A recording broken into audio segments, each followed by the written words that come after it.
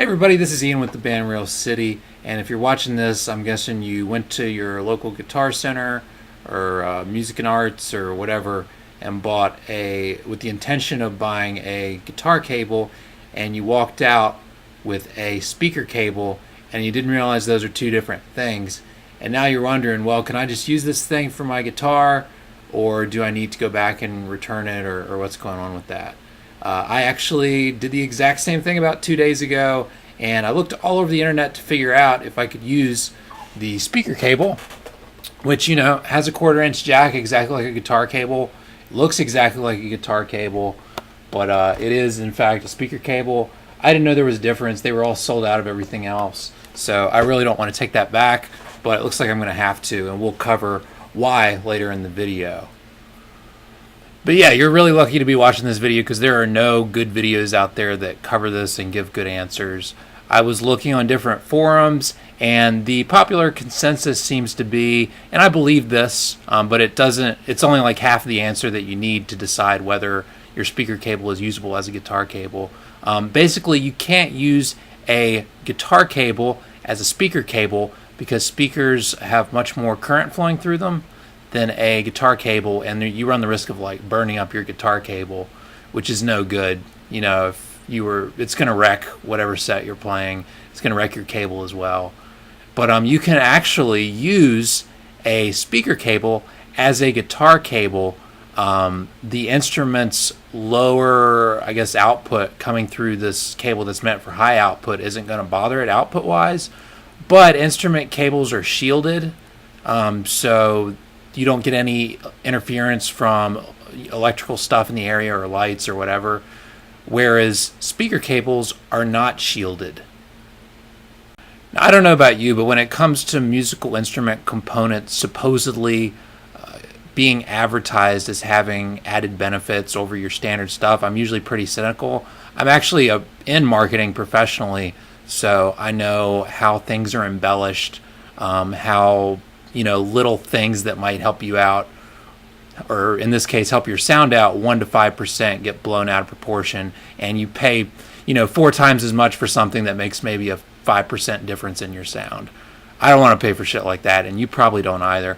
So I was wondering, how much difference does having a shielded cable really make? There's a lot of people who talk about it in videos and are like, oh, you're going to have crazy hum, you're not going to be able to take it. But they don't actually show you how crazy the hum is, which I guess they didn't, and it makes sense. They wouldn't just buy a speaker cable just for the demo, I guess. But I have a speaker cable and a guitar cable all ready to go, so we're going to A/B test them. And you can judge for yourself whether a speaker cable is usable as a guitar or instrument cable. Like I say, I'm actually pretty not picky about stuff. Like if you hand me Elixir strings versus Ernie balls, I'm going to take the Ernie balls every fucking time.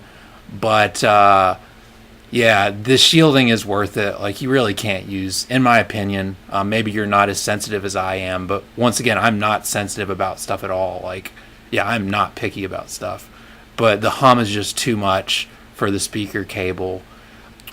So here's how we're going to go about A/B testing the speaker cable and the instrument cable, and it's a little complicated, but just bear with me. I'm just trying to cover all bases here and make this video as all-inclusive as possible. We're going to be playing through the instrument cable, or the guitar cable, of course. This is a Planet Waves cable. You've probably owned one of these at some point. They're great cables. They last a long time. In fact, I just had I think it was like an 8-foot cable that I'd had since 2006 when I got my first electric guitar. Yeah, that cable just died last week. That's actually what I got the speaker cable to replace. This cable that had lasted for, 10 years, which is awesome. I was pretty rough on that cable too. And then we have the speaker cable as well. Very nice cable, I'm sure. I like it, the feel of it and all that stuff. It's not shielded supposedly. We'll see what difference the shielding makes in your sound. I'm going to be using an Ibanez Jet King guitar.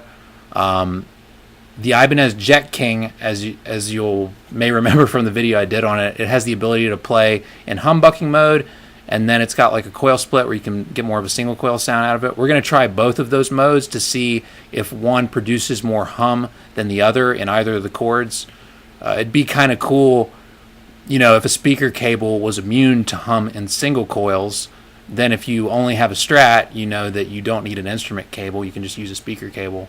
But in my opinion, it turns out that's not the case. But in any case, let's see. What else are we going to do? Oh, yeah, we're going to play in the clean channel and the dirty channel with both cables, just to see if there's, let's say the speaker cable, we'll see if the speaker cable doesn't produce any hum when it's in the clean channel, but it does when it's in the dirty channel. Then if you're somebody who doesn't play distorted music, you'll know you can use a speaker cable instead of a guitar cable, and it's okay. And then the last thing we're going to do is we're going to play at low volume and high volume. So yeah, you'll be able to figure out, if a speaker cable is okay in a home recording scenario and then not okay in a live scenario when used as an instrument cable. I can't just crank because I'm in an apartment and people get mad and stuff like that. But I am just going to let the guitar set at high volume, like where it is when I play live, and you can see how much hum it produces. So let's go. I hope this is really helpful for you. I really could have used this like 2 days ago, but now that I've done this, I know what to do.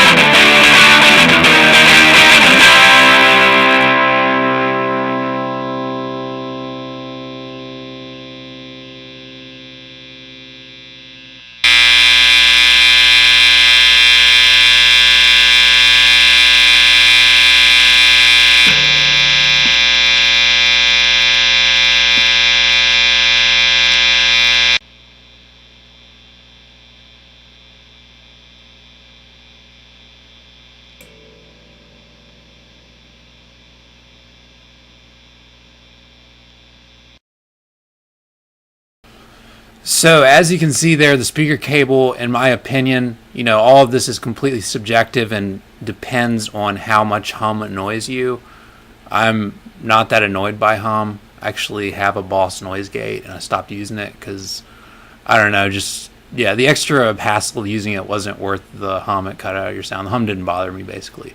But the hum from the speaker cable does bother me, everywhere. When the amp is quiet, when it's loud, when it's clean, when it's distorted, when it's humbucking, when it's single coil. Yeah, it's just no good. So you got to use a guitar or instrument cable. So I hope this has been really helpful for you. I'm not the most well versed in electronics or any stuff like that, and I don't really care to be.